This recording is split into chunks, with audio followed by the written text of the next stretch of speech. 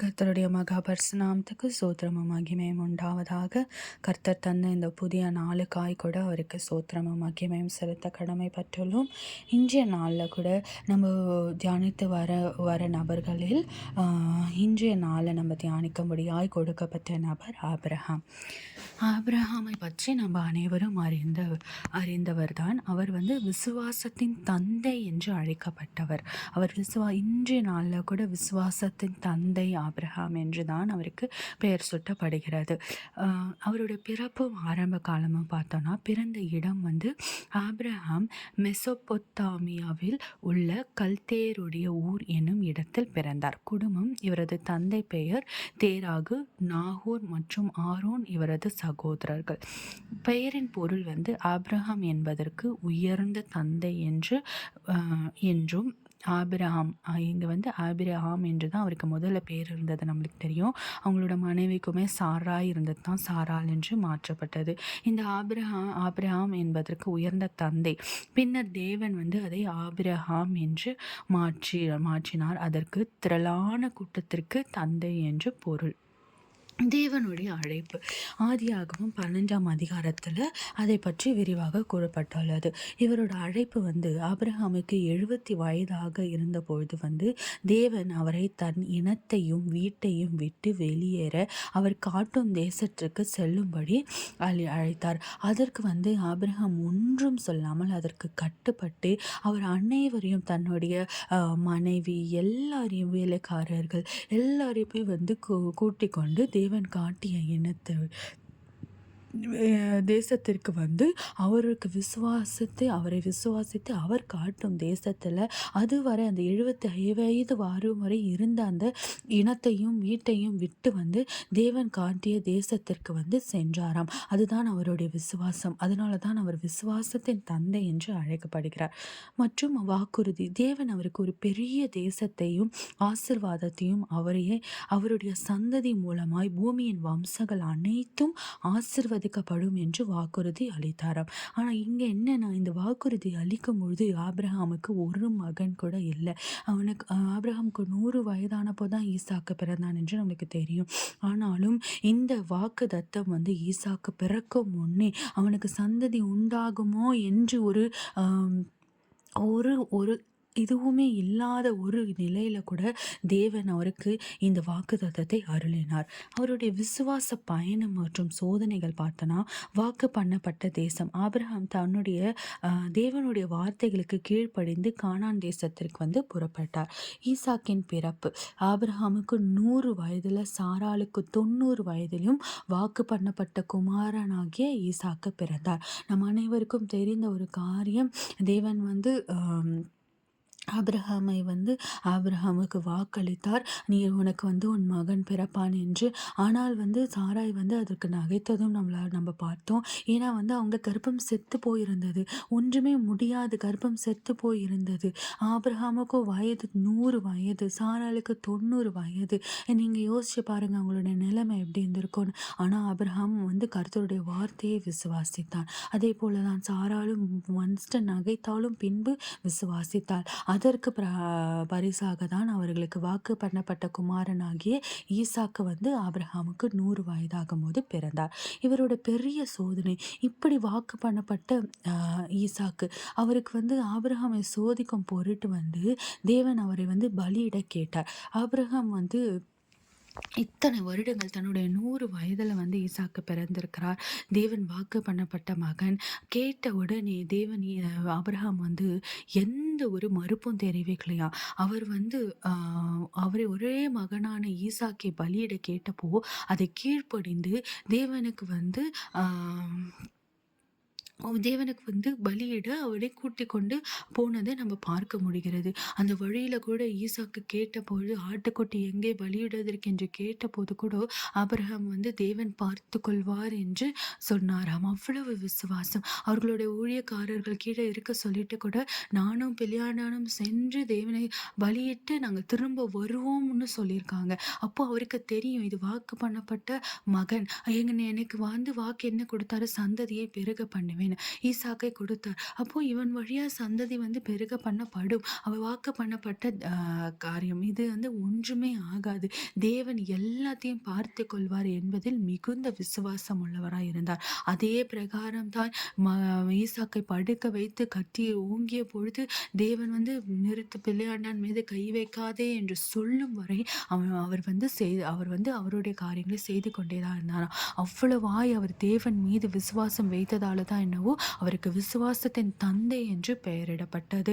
பின்பு நம்ம ஈசாக்கை தேவன் விடுவித்து அவனுக்கு பதிலாக அங்கு ஒரு ஆட்டுக்குட்டியை காண்பித்தார். அதை அவர்கள் பலியிட்டு அந்த இடத்திற்கு கூட தேவன் பார்த்து கொள்வார் என்ற ஒரு பெயரை தேவன் யெகோவா ஈரே என்ற பெயரை இட்டு வந்ததாக நம்ம பார்க்க முடிகிறது. ஆதியாகமம் 13ஆம் அதிகாரத்தில் பார்த்தோன்னா ஆபிரகாம் மற்றும் லோத்துவின் பிரிந்து, இவருக்கு ஆபிரகாம் அவருடைய சகோதரன் மகனாகிய லோத்துவும் மிகுந்த செல்வர்கள் கானான் தேசத்திலேயே இருந்தாங்க. அதிகமான இருந்ததால் அவர்களை பூமியால் தாங்க முடியவில்லை. அவர்களுடைய வேலைக்காரர்கள் மத்தியில் அவர்களுக்கு வாக்குவாதம் ஏற்பட்டது.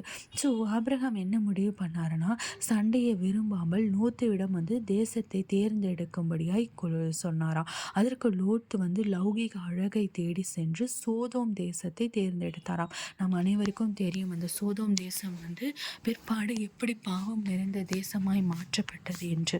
பாவம் நிறைந்த தேசமாய் இந்த லோத்துக்கு நடந்த சம்பவங்களும் நம்மளுக்கு தெரியும். ஆனால் ஆபிரகாம் தேவனுடைய வாக்குத்தத்தத்தை நம்பி அவர் கானான் தேசத்திலே தங்கியதன் நிமித்தம் அவருக்கு சமாதானம் நிலவியது நம்மளால் பார்க்க முடிந்தது. மற்றும் ஆகார் மற்றும் இஸ்மவேலின் கதை ஆதியாகமம் 16 மற்றும் 21 தேவன் வழங்கிய தேவன் அனுமதித்த ஆகார் மற்றும் இஸ்மவேலின் கதை நம்ம எல்லாருக்குமே தெரியும். சாராள் வாக்குத்தத்தம் பண்ணப்பட்டு இருந்தும் உலக பிரகமான அவர் அவிசுவாசியாக இருந்தது நிமித்தம், உலக பிரகமான காரியங்களுக்கு இடம் கொடுத்தது நிமித்தம் ஆகாரை ஆபிரகாமுக்கு கொடுத்து அதன் வழியாய் இஸ்மவேலை குறித்து நம்ம தெரியும். பிற்பாடு அதை அவங்களால பொறுத்து கொள்ள முடியாதப்போ ஆகார் சாராளை இகழ்வாக நடத்தின போதோ இல்லை இஸ்மவேல் ஈசாக்கை நடத்தின பின்போ ஆகார் அந்த இடத்தை விட்டு துரத்தி அடிக்கப்பட்டாங்க. அதுதான் தேவனும் விரும்பினார். தேவனும் ஆபிரகாம் அந்த இடத்துல மனம் நொந்த போதும் தேவன் அதை அனுமதித்தார். ஆகாரை விடும்படியாக அவரிடத்தில் சொன்னார். ஆனால் ஆகாரையும் தேவன் விடவில்லை. அந்த வனாந்திரத்திலும் அவருக்கு நீரூற்றை உண்டு பண்ணி அவங்களுக்கு ஒரு வாக்குறுதியும் கொடுத்தார். இஸ்மவேலின் வம்சம், அவங்களோட வம்சம் பெரிதாய் ஆசீர்வதிக்கப்படும் என்று கொடுத்தாங்க. ஸோ அந்த இடத்துல ஆபிரகாம் தன்னோட விசுவாசம் தன்னுடைய மனைவினால் கொஞ்சம் குறைபட்டு இருந்தாலும் பிற்பாடு தேவன் சொன்னது நிமித்தம் அவர் செய்ததால் அவர் ஆசீர்வதிக்கப்பட்டார். தேவன் வழங்கிய வாக்குத்தத்தங்கள் ஆதியாகமம் 12ஆம் அதிகாரம் 1 முதல் 3 மற்றும் 17ஆவது அதிகாரம் பார்க்கும்போது ஆபிரகாமுக்கு தேவன் ஒரு 7 முக்கிய வாக்குறுதிகளை அளித்தார். முதலாவதாக பெரிய ஜாதியாக்குவேன், நான் உன்னை பெரிய ஜாதியாக்குவேன். ஒரு ஆபிரகாம் சந்ததி ஒரு சிறிய குடும்பமாக தொடங்கியது. இஸ்ரவேல் அவருக்கு இந்த வாக்குறுதியை கொடுக்கும் போது அவருக்கு பிள்ளையே இல்லை. அவருக்கு அதுக்கப்புறம் தான் பிள்ளையே பிறந்தார். ஆனாலும் தேவன் பெரிய ஜாதி ஆக்குவேன் என்று வாக்கு தந்ததை நிறைவேற்றியும் கொடுத்தார். உன்னை ஆசிர்வதிப்பேன் என்பது 2வது வாக்குத்தத்தம். தேவனுக்கு ஆபிரகாம் தனிப்பட்ட முறையில் ஆசீர்வாதங்களையும் பாதுகாப்பையும் அவர் அந்த காலத்தில் மிகுந்த செல்வந்தராக வாழ்ந்தார் என்றும் பார்க்க முடிகிறது. 3வதாக உன் பேரை பெருமைப்படுத்துவேன். ஆபிரகாமை விசுவாசத்தின் தந்தையாக போற்றுவதன் மூலம் இது நிறைவேற்றியது. உன் பேரை பெருமைப்படுத்துவேன் என்பது ஆபிரகாமை இப்பொழுது நம்ம விசுவாசத்தின் தந்தை என்று சொல்லும் அளவு தேவன் பெருமைப்படுத்தியுள்ளார்.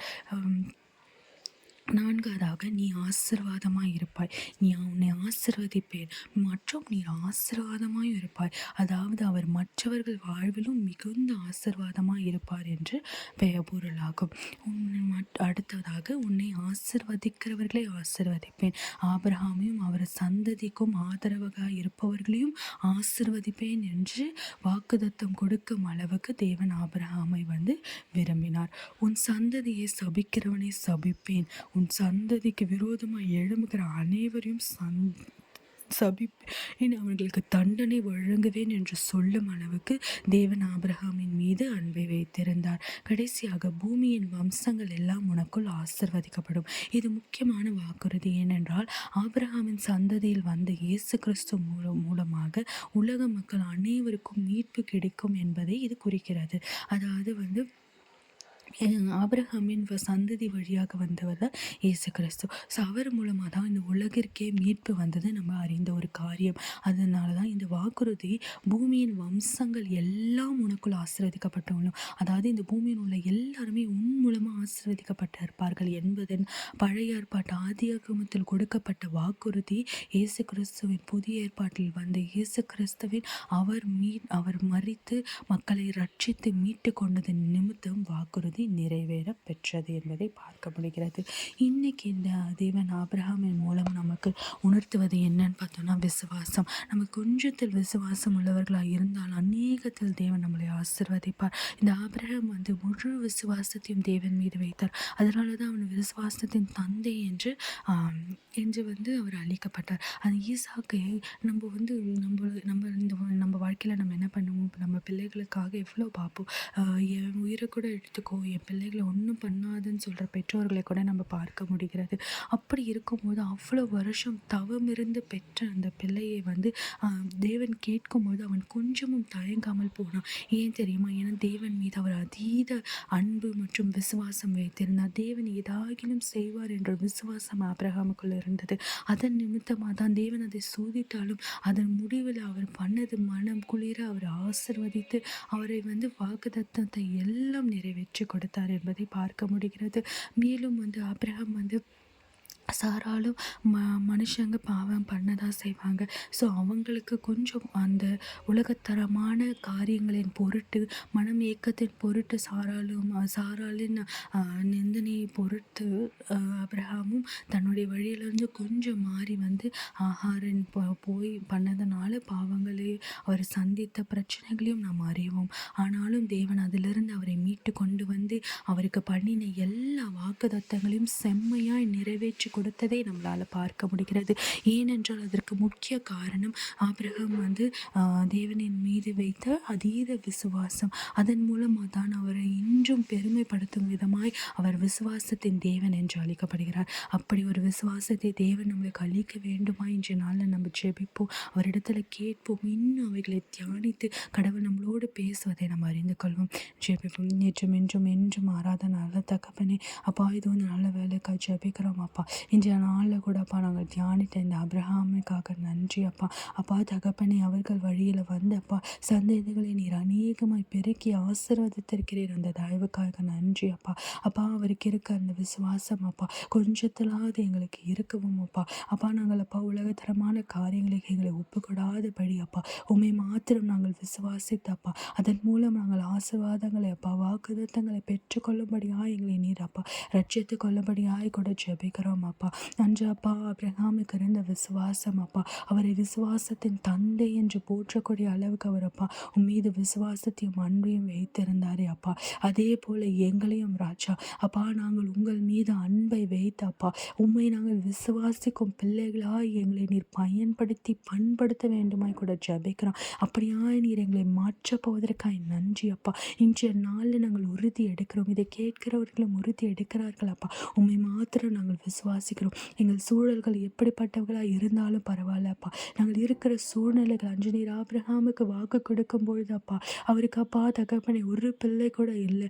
ஆனாலும் அந்த வானத்தின் உள்ள நட்சத்திரங்களை எண்ண முடியுமோ அப்படியாய் உன் சந்ததியை பெருக பண்ணுவேன் என்று வாக்குத்தத்தம் கொடுத்தீர். அதை அவர் முழுவதுமாய் விசுவாசத்தின் பிரலனாய் அவருக்கு அந்த வாக்குத்தத்தம் நிறைவேறப்பட்டது. அதே போல விசுவாசம் எங்களுக்குள்ள இருக்கும் பொழுது இருக்கட்டும். இன்றைக்கு சூழ்நிலை பார்த்து நாங்கள் பயப்பட போவதில்லை ராஜா. எங்களோட வாழ்க்கையின் சூழலை உலகத்தரமான காரியங்களை பார்த்து அல்ல ராஜா. என் தேவன் நீர் கொடுத்த வாக்குத்தத்தத்தை நீர் நிறைவேற்றும் அளவுக்கு எங்களை கைவிடுவதில்லை. நீர் சொன்னதை செய்யும் அளவு எங்களை கைவிடுவதில்லை. நீர் அப்படியாய் செய்ய போகிறீர்கள் என்று நாங்கள் முழுதாய் விசுவாசிக்கிறோம்.